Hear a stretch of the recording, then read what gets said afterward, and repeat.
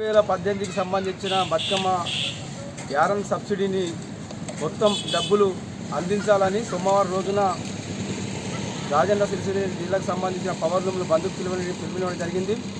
కాబట్టి power loom కార్మికులను సోమవారం రోజున అందరూ పవర్ లూమ్ బంద్ పెట్టి బతుకమ్మ చీరలు నడిపిన వాళ్ళందరూ చేనేత జౌళి శాఖ ఆఫీస్ వద్దకు రావాలని కోరుతా ఉన్నాం. ఆ రోజు చేనేత జౌళి శాఖ ఆఫీస్ వద్ద నిరాహార దీక్ష కార్యక్రమం కూడా చేపట్టడం జరుగుతూ ఉంది.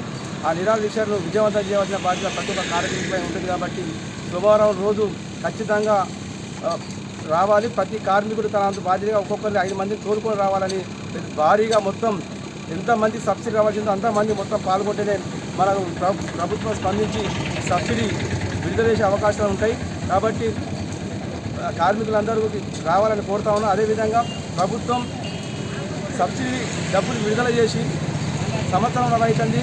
ఇవరకు తాపకింత 2 సార్లు కేవలం 100-200 మంది మాత్రమే కార్మికులు ఎంచుకుంటూ దఫాలుగా ఇట్లా వాయిదాలు వేసుకుంటూ రావడం జరుగుతూ ఉంది. మొన్న ఆగస్టులోనే మొత్తం మంది కార్మికులు ఇస్తామని చెప్పడం జరిగింది.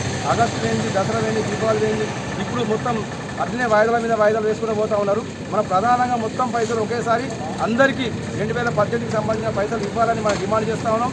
అదేవిధంగా 2018 పూర్తయితేనే 2019కి సంబంధించిన యారన్ డబ్బులు మళ్ళీ వచ్చే అవకాశం ఉంటుంది. కాబట్టి 2018-2019కి సంబంధించిన పైసలు మనం కార్మికులు అందించాలని డిమాండ్ తోటి ప్రధానంగా ఇప్పుడు మనం ఈ కాలయాపన చేస్తూ ఉంటే ఇప్పుడు ఉన్న పరిస్థితుల్లో డబ్బులు మనకి ఉంటాయో పోతే అయోమయంలో ఉంది. మరి వచ్చిన వాళ్ళు సంబరంగా ఉన్నారు, రాని వాళ్ళందరూ బాధతో ఉన్నారు. మరి ఇంకా ఈ కాలయాపన చేస్తూ ఉంటే రాబోయే కాలంలో ఈ డబ్బులు మరి వచ్చే అవకాశం ఉండదు. కాబట్టి కార్మికులందరూ పెద్ద ఎత్తున తరలి రావాలి. అదేవిధంగా ఇది ఒకటే డిమాండ్ కాదు, ముఖ్యంగా ఇంకా మన కార్మికుల సమస్యలు అనేకం ఉన్నాయి. అవన్నీ డిమాండ్లు కూడా ప్రభుత్వం నుంచి తీసుకుపోవాలి. ఈ మన ఏదైతే సోమవారం ప్రత్యేకించి యారన్ సబ్సిడీ గురించి మనం బంధుకు పిలిచడం జరుగుతుంది. కాబట్టి దీనికి మళ్ళీ నాయకులు వచ్చి కార్ఖానాలు బంద్ పెట్టిస్తారు, వాళ్ళతోనే పోతామనే కాకుండా ప్రతి ఒక్కరు కదిలాలే.